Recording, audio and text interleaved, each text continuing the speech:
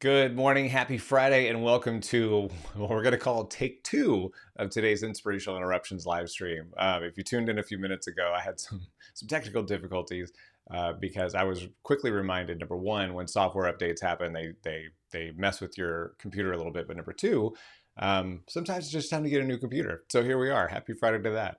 So I want to talk today about a topic that may seem a little bit outside of the realm of what true professional conversations are, but it has a massive impact on how you act and perform as a professional, and that is the implications or insertions of intentional joy in your day. And what I mean by that are those moments that you create that are non-negotiable or that are part of your habit or part of your morning routine or your daily routine. Things that are, we'll call them the oases of the day. Never try to pluralize oasis. So the oasis points in your day that allow you to refill your energy, refill your mentality, refill what you need from an emotional intelligence standpoint. And so I want to talk about a couple of different ways that I have inserted intentional joy, ways that I've coached executives on how to insert intentional joy, because we are in this culture that we are beholden to our calendars, and which is not necessarily a bad thing if you like structure. I need structure on certain days, but when it's a habit that you let people dictate what's on your calendar, how long it's on your calendar, and what activities you're involved in on a day-to-day basis, that is where you lose control. And so a couple different things I want to talk about. Let's start with the morning routine. And I did a really fun segment with Fox 4 the other day on this topic and how you can set your day off in the right direction. And a lot of it was boiled down to the idea of a routine, and not just that you get up and you make your coffee, you take a shower, you get dressed, you do these things, but how are you making it an experience? How are you enjoying those moments? And I'll give you an example of how I've done it, probably to a pretty nerdy degree, but I don't apologize for it because it brings me joy. So as you can tell, I am a big fan of color, both visually, but also chromotherapy is a big thing that I believe in as well, and which is the way that lights and color lights shift my mentality and my energy. And so part of my morning routine is that, there's always coffee involved, non-negotiable, but also I'm a big fan of Peloton. Love the workouts, love the bike. And it's not just that I go down and work out. I have a Spotify playlist for when I lift weights. I love the environment that I have built because I've got a picture of Muhammad Ali on the wall. I've got a couple of quotes on the wall. Shocker, because I love quotes. But also I've gone so far as to insert the color changing lights, like the ones you see behind me, in the ceiling. So I've created this dynamic environment that I enjoy being in. And that makes me happy, even though, yeah, they're crazy colored lights, or the whole room is blue, or the whole room is red, or it's, flashing different colors. That brings me joy. It makes me want to be there. And so in that environment, I feel like I'm thriving. I feel like I'm doing something different for myself. I feel like I'm intentionally investing in myself. Same thing on the way to work. I will, or if I'm here at home working virtually, I have music that I insert in my day all day long, where it's even just like 5 quick minutes. Most songs are 3 to 5 minutes. So if you could insert that into your day, and it sounds silly, but it works. And I've coached this numerous times where put a music break, put a dance break, put it on your calendar, and don't apologize for it. I don't care if you're the CEO of the biggest bank in the entire world, or you're a small business owner. Put a dance break or an intentional music break, however you want to label it, but put it on your calendar. 2 things will happen. Number one, that time should and will be non-negotiable to you. That is your time for you. That is your time to catch your breath, grab some water, listen to a song, have a dance break if you need it. Who cares? But it also attracts the idea of intentional joy, or it spreads the idea of intentional joy to others, where it allows them to see, oh, well, if this person is inserting intentional joy, or they're having a music break, why can't I? So the idea of spreading that is just as important as you taking it on yourself. And so as the day goes on, and I talk about what I call the adult passing period.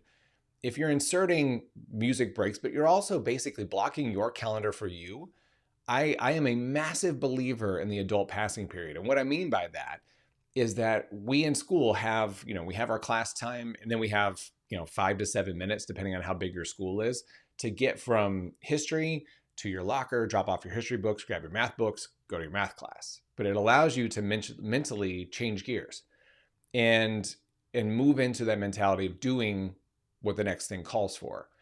How many times as professionals do we spend the day chasing the avalanche of sorry, I'm late? Or you've not had a chance to actually move from one meeting to the next because we're so caught up in the things that we just talked about or we just went through or we just did. And you don't give yourself a chance to look at your notes, figure out what can be delegated, figure out what next steps are. You're literally grabbing your stuff and running to the next meeting because you're running late already. So blocking that time, 5 minutes, book 25-minute meetings, not 30, book 45-minute meetings, not 60. And give yourself that time in between those meetings to digest what just happened, to be able to answer a couple of emails, to be able to quickly stop by somebody's office and chat about something. But give yourself that time. That to me is intentional joy because you're controlling your calendar, you're controlling your time. So that's really important because I've never felt happy running from one meeting to the next. And then you get to the end of the day and you're like, what happened? What went wrong? What happened? My day got away from me. I have no idea what just happened. So that brings me joy. And now I want to talk about, and then finally to kind of cap out the day, what are you doing to decompress from work? What are you doing to leave work at work? Especially if you work from home, what are you doing to shut down the day and move on and enjoy your family, yourself, your private life, your personal life, your personal time after work? Two of my good friends of Good Company Consulting, Hannah and Lisa, talked about what they call, and this is during the pandemic, they talk about the end of the day mantra. And I became a massive believer in this. And what that is that taking your time at the end of the day to close your laptop, turn off your computer, and say, I'm done with the day. I've done everything that I can do. I am leaving this here. It will be here tomorrow. And take a couple of minutes just to sit in the moment, to just breathe, to decompress. And especially if you work from home, because I will say that the commute home to me is a really great decompression opportunity. I'm that person you see singing in my car on the highway or at a stoplight. And so I listen to music on the way home to decompress, kind of let the day stay where it needs to be. But if you don't have that, if you work from home, or if you have a short commute and you don't have that time, blocking that time, block 10 minutes, 15 minutes, 20 minutes, whatever you need at the end of the day, and just just listen to something that calms you, read a book or something like that, and let the end of the day be what it is. But drawing that hard line at the end of the day brings you intentional joy because you can move on and enjoy your personal life, your family life. Those are the things that are really important at the end of the day. So there are the ways that you can insert intentional joy, but why is that important? And I'll talk to this environment as well behind me, because I think when we create environments, when we create joy in our day, in our surroundings, in our environment, in our activities, is that we become better problem solvers because we're being more creative. We're letting ideas, there's not a day that goes by that I don't try to solve a creative problem or a problem creatively in here because of the surroundings that I've created. And this room is full of color. It's full of art. It's full of things that charge me mentally.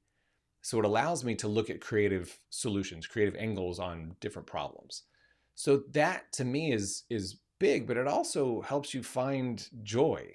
I could be in here working on an Excel document. I mean, that sounds really fun and sexy, right? But if I'm surrounded by things that make me happy, I can find joy in that. I can be listening to music while I'm working on that document. I could be writing a blog post or doing something that may not be the most fun thing on its face, but by bringing in this environment and being in this environment, it brings me joy. So that helps me be more creative, helps me work in a more efficient fashion. When we also are creating intentional joy, you have something to look forward to. Now, and again, I go back to the calendar blocking, I go back to the music dance breaks. If you know that you have 2 meetings in a row that you're not really looking forward to, but after that second meeting, you've got a 5-minute music break, you're probably already thinking about what song you want to listen to. If you need some recommendations, go to my Spotify through my website. Find me on Spotify. I've got playlists for every mood and every genre you can possibly imagine. But you're thinking about that time. You're looking forward to something into the end of the day. Or if you're saying like, hey, after work today, I'm going to go, I don't know, get my hair cut, go take a dance class, go work out, go for a walk. Having those moments of intentional joy put into your day allows you to look forward to those things. So you're not just working with no end in sight, or you're working without any kind of break in the day. Think about when you, like when I ran the marathon, I remember distinctly all the different stations that they had for bananas and Gatorade and water. And think of your intentional joy as that. You're getting through the day or the week or the month. And if you don't have those stations, those times, those blocks of intentional joy, it's going to be a long, hard race. But if you have those times where you can stop and enjoy what's going on and refuel yourself, it becomes easier to get through that race. It becomes easier to get through that day. It becomes easier to get through the meetings and all the different things you have going on. And finally, I mentioned it earlier, but I also want to be very clear about this. When we create intentional joy for ourselves, when we create that energy for ourselves, it spreads to others. And if you think about that person, that we all know that person that seems like they're always happy. And maybe they are really good about creating intentional joy. But when you're around them, don't you feel better too? So I'm guaranteed somebody who's watching this is like, oh yeah, but there's that one person that's always happy and it seems fake, or they are really annoying because they're always happy. Well, that means that you need to find more joy in your day, and you don't need to be stealing from them. And so that is really important, especially as leaders. When we create intentional joy, when we are looking at the positive side of things, we also create a dynamic where things aren't so catastrophic if it goes sideways. So if a problem arises, we don't all freak out and panic about what's going to happen. You calm down, you find a solution. You look at the positive side of things. So crisis management becomes a lot better. Problem solving goes through the roof when you have a creative, positive-minded team. You not only find solutions to problems, but you're also creating new things that could be market differentiated. So understanding that level of joy, that level of positivity, that level of happiness can benefit your team as well, that's huge, because you're living by example and you're sharing that joy, you're sharing that energy with your team. And the last thing, and it kind of ties to crisis management, but with joy, and I know I said last thing, but this is one more thing I want to talk about, is that so often we worry about controlling everything in our day. We worry about everything, every person, every impression, every meeting, every outcome, everything that we're encountering during the day. And if you stopped, and I want you to try this. So at the end of the day today, during your decompression time, I want you to look back on the day and think about the things that you absolutely had control over and what things you had no control over. Because so many times we try to control everything as it's happening. We try to control every meeting, every outcome, every client conversation, every sale, everything. But a lot of things are just frankly out of our control.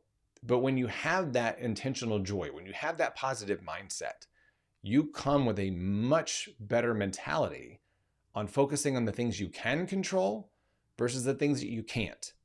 And you do your best to work with the things that you can't control, and you find solutions, you find ways to work through the problem, or you find ways to pivot.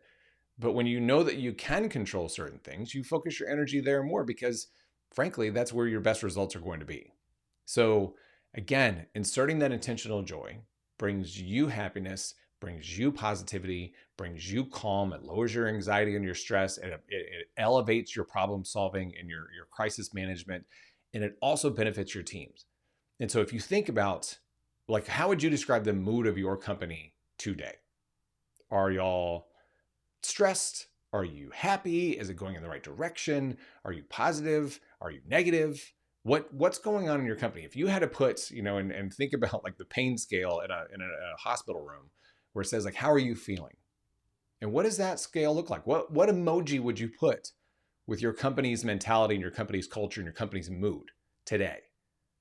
And if it's less than happy, what can you do to insert intentional joy? And what can you do to insert more happiness and less stress in your company culture today? Figure that out. So again, insert that intentional joy, find ways in your routine, block time in your calendar to be able to insert that intentional joy, and find the activities that make you happy. But from a professional side, start looking at the things that you can do during your workday to insert that intentional joy. To have a conversation, set up a meeting with your team just to talk about something that has nothing to do with work.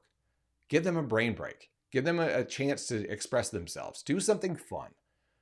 Because those moments are the ones you really remember. Nobody remembers that weekly team meeting on that second Tuesday back in last April. Nobody remembers those things, but they remember the times that you did something different to bring joy to their world, and they will work harder for you because of it, because they are understanding that you're investing in the individual, you're investing in their personality, that you're investing in their energy and their happiness as well.